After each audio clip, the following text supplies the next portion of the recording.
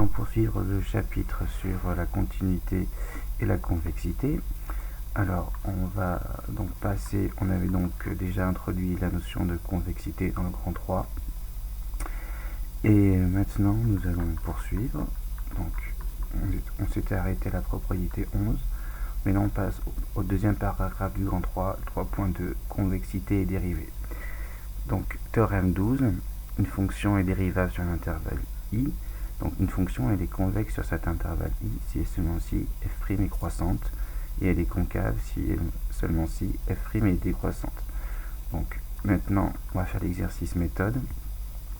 Donc, vous prenez votre cahier ou votre feuille, vous écrivez par exemple exercice méthode 3.2. Bon, voilà. Alors, là, on a les variations de f'. Attention, ce n'est pas f. Donc, souvent, on a des variations de f, mais là, ce n'est pas le cas.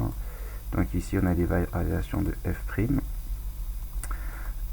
Donc, sur quel intervalle la fonction est-elle convexe ou concave? Et ensuite, déterminer les variations de f. Donc, ici, sur moins l'infini, 3f' est décroissante. Même elle est strictement décroissante, mais décroissante suffit. Donc elle est strictement décroissante. Donc sur l'intervalle moins l'infini 3, elle est donc concave. Si f' est décroissante, la fonction elle est concave.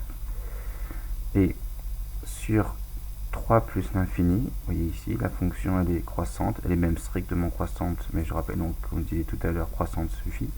Donc sur 3 plus l'infini, f est convexe. Comme on est là, si f est croissante, si f' est croissante, f est convexe. Donc ensuite déterminer des variations de f. Donc d'après le tableau de variation, vous voyez, on voit que pour tout x appartenant à R, f', elle est de x est supérieur ou égal à 0. Vous voyez, hop. D'où le signe de f'. Donc f' est positif. Au passage, on voit que f' s'annule en 3. Donc on peut le mettre sur le tableau de signe là, de f'.